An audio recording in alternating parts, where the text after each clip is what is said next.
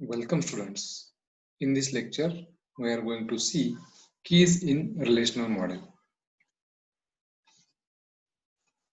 So in the previous lectures, we have already started with structure of relational model in which we have finished basic structure and second part, that is database schema.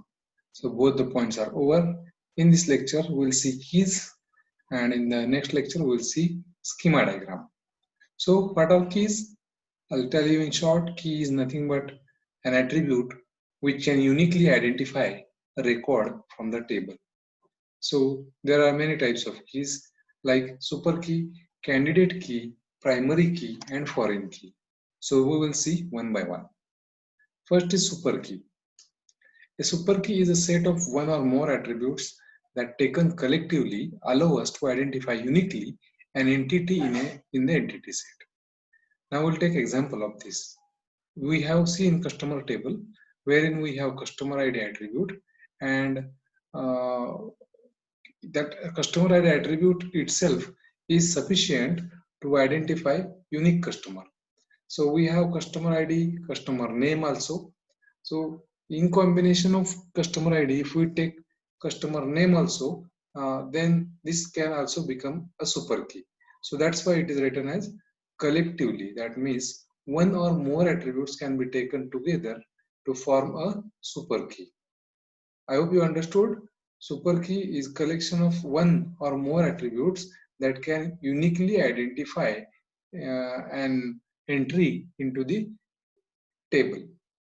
Now, customer name attribute. That means only customer name as an attribute cannot be called a super key because there can be same names for two different customers. That is, it is possible that two people are having surname as Patil and both these people are having name as Ajinkya. So this will create problem because of which customer name alone cannot be super key. But customer name along with customer ID can be treated as super key, and only customer ID can also be treated as super key because customer ID cannot be blank, and even though customer name is same, customer ID will differentiate between the different customers in the customer table. So this is all about super key. Now next is candidate key. The concept of a super key is not sufficient for our purpose, since, as we saw, a super key may contain extraneous attribute. That is, if K is a super key, then so is any superset of K. That means, in short, we can say super key can be a single attribute or super key can have more than one attribute. So, we are often interested in super keys for which no proper subset is a super key. So there should not be combination of all these that can create confusions. Such a minimal super keys are called candidate keys. So in short, minimal super keys means what? There should not be any combination. Only one key that can be called a super key. But if it is minimal super key, that means there is no possible way to divide that super key into unique attribute, then that is called as candidate key. Now, in our example, customer ID is a candidate key, but customer ID is a super key. Also, customer ID is candidate key also. But along with customer ID, if we take customer name, it becomes super key. And minimal super key out of customer ID and customer name is only customer ID, and that can be called as a candidate keys. So candidate key is having only one attribute. So keep in mind. Next is primary key. Now we have seen what is meant by super key, which can be a combination of multiple attributes.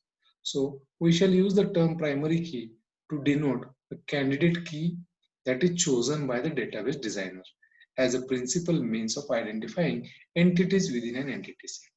That means primary key is nothing but a key which can be a candidate key, but it is denoted by the database designer. So database designer has decided that this is going to be the primary key. Because in a single table, it is possible that more than one candidate keys are possible.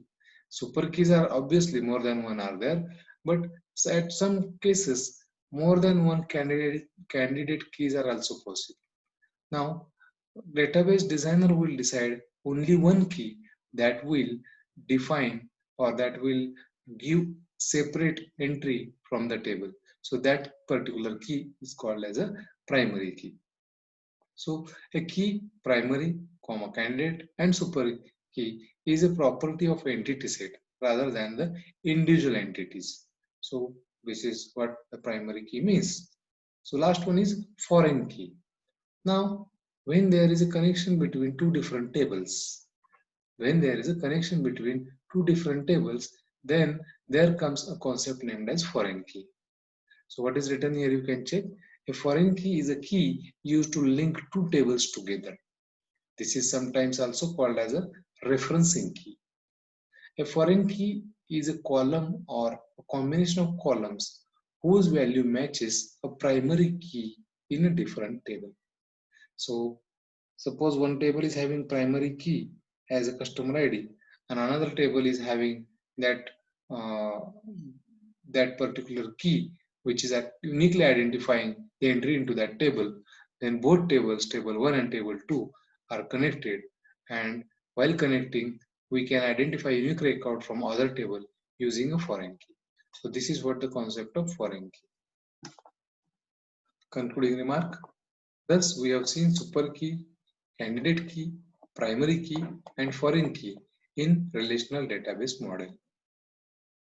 Slide credit goes to SKS Database System Concepts 4th edition. Happy learning. Do subscribe the channel to get the notifications of new videos. Thank you very much.